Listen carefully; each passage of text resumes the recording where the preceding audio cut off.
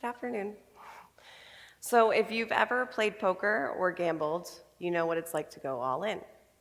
You look down at your cards and you've got a good hand. And it's that time in the game where you can make a big move. And so you think about it. And on one hand you think, I don't know, this is a really big move. I'm not sure I want to make it. Maybe we just keep playing the safe game, throw a few chips in at a time. And the other side says, are you kidding me? This is what we live for. Great hand, that time in the game, this is exciting. Like, sure, we could lose everything, we could double everything. Let's do this. And so you look back down at your cards one more time, you look at the other players, and you look at the dealer. You push your chips into the middle of the table and you say, I'm all in. Going all in is scary, I'll admit it, but someone once told me that if something feels just as exciting as it does terrifying, it's your gut telling you that it's time to act. And I can tell you, being in education right now, it's exciting and it's terrifying all at the same time. And it's not just time that we act, it's time for a game changer. It's time for us to go all in on change. And so that's why I'm here today.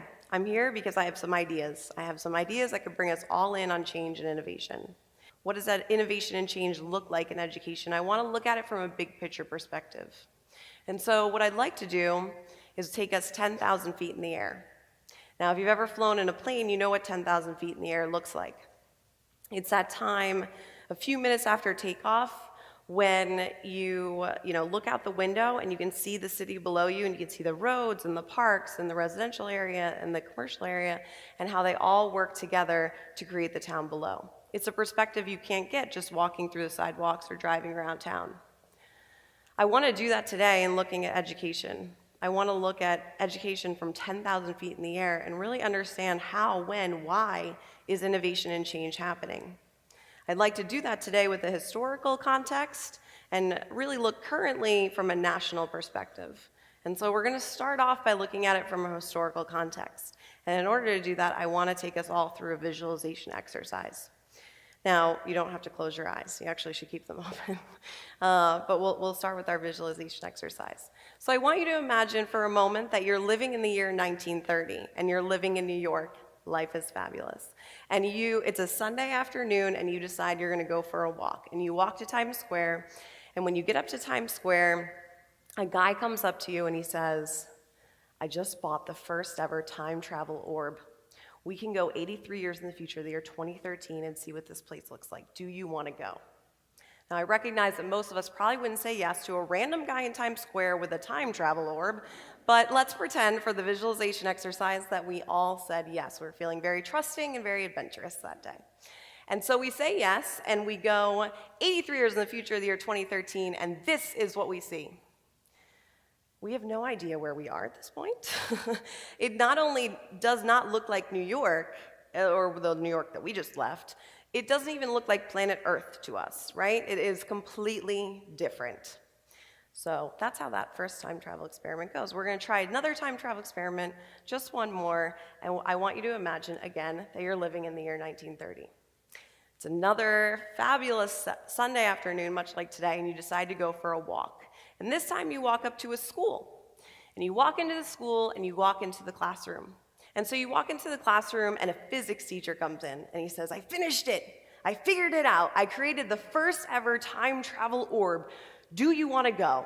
Let's go for an adventure. Now, again, I don't know how all of you respond to physics teachers with adventures. I tend to say yes, but just in case you don't, we're going to all pretend we said yes.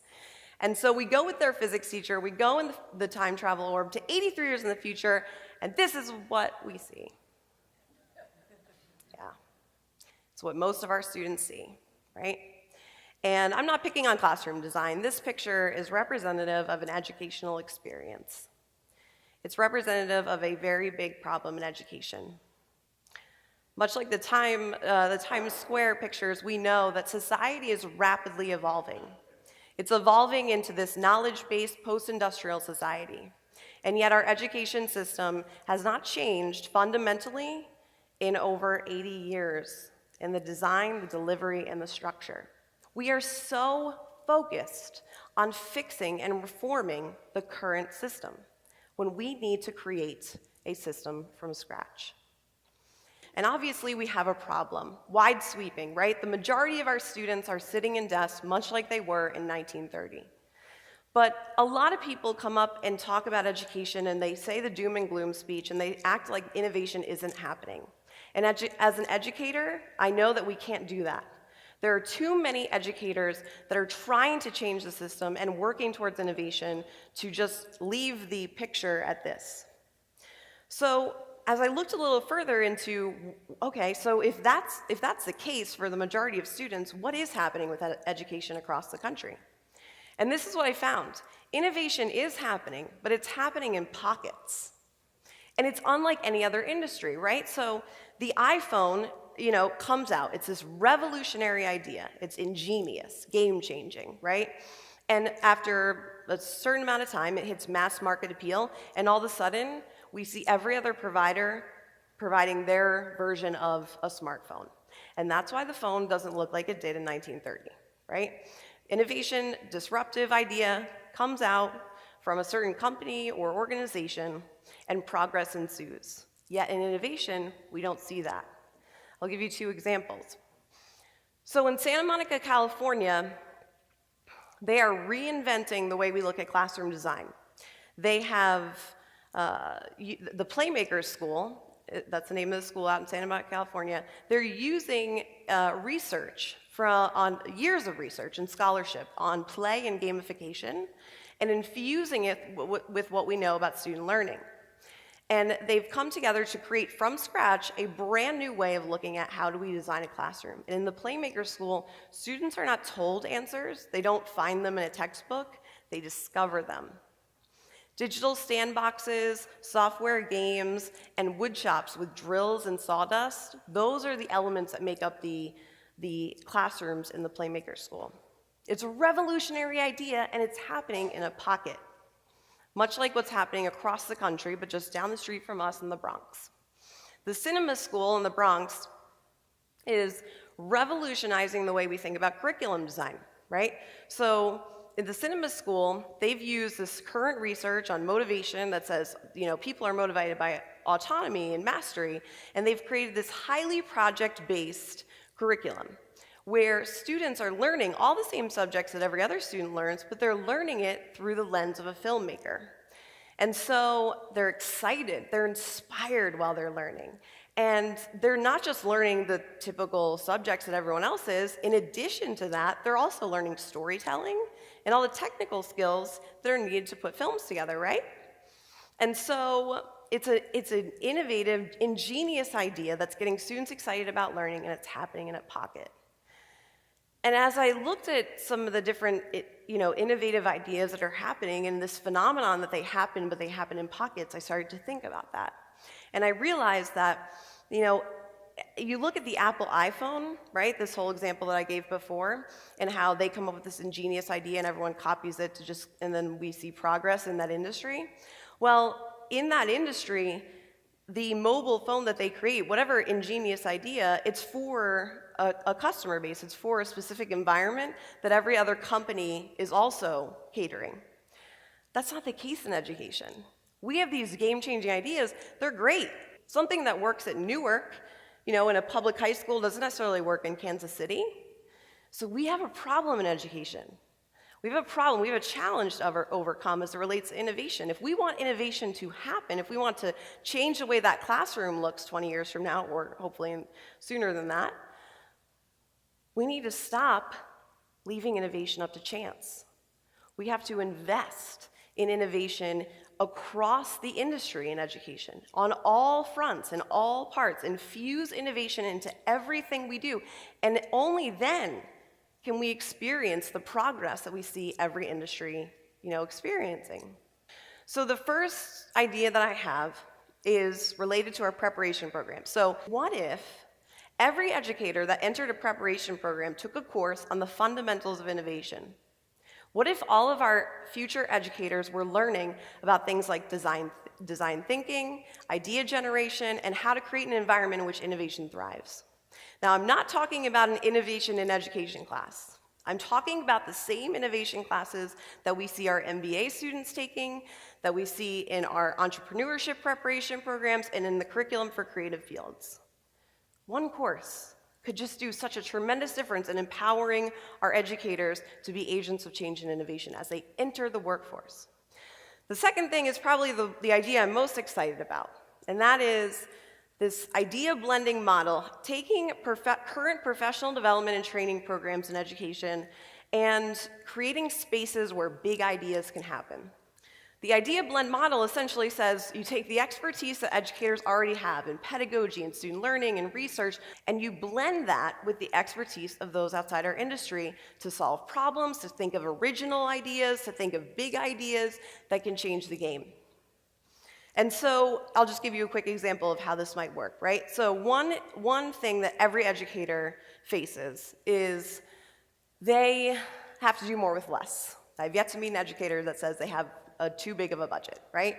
So whether you are building an orientation program at a college on a limited budget, or you are a second grade teacher buying supplies for your classroom on limited funds, we all have to do more with less. So you would look to see who are the experts in doing more with less.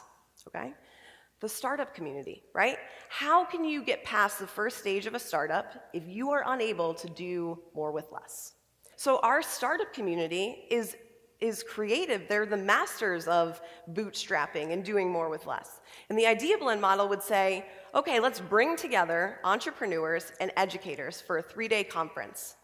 And educators learn ideas from entrepreneurs on how to be resourceful, on how to be more creative with resources. And listen, it wouldn't be a bad thing, educators mixing around with all these other industries. I mean, the street goes both ways. The next way that we can really change education is by looking at our workforce and broadening the box in which we recruit educators. If you look at a handful of some of the most innovative companies in the world, you're going to find one thing in common. They all come from a variety of different industries. They all do different things, but one thing they have in common. You're not going to find any of them all require that their entire workforce, that all their employees come from the same degree and their same background. The most innovative companies in the world bring in a workforce and employees from various disciplines and various degrees, right? Because if you study innovation, you know that bringing in multiple perspectives is going to make a big difference in terms of the ability to create and build on ideas and execute ideas. So if we broaden the box in education, this is what it could look like. I want to just kind of, ask a question out there to kind of get people's brains going, but what if a lead designer from IBM became a high school principal? Sure, there's a learning curve there, but just imagine what the school might look like, right? What this experience for the students might look like with that kind of perspective in the mix. What if someone left the Google AdWords team to become a college admissions officer? This is the generation of Googling things, right? Like we stand here and we're like, well, why doesn't that happen already? But unfortunately, we have so many requirements and we have so many informal perspectives on what education can look like and what it should look like and who should be entering that we don't necessarily recruit from the outside, and sometimes we don't even allow for people to come in from the inside. So I'm proposing that we broaden the box in which we recruit. And if you think I'm crazy, I challenge you to talk to the folks from Teach for America. They have placed thousands of teachers in low-income urban areas and successfully, and have never required that those teachers come from a traditional education background. My last idea is we need to create a space in education for ideas to thrive. Our disruptive educators, they feel like they're trying to jam a square peg into a round hole. Our disruptive, innovative educators that are out there, they're coming up with ingenious ideas. And they're up against teach for the test mentality, standardization, and a series of red tape.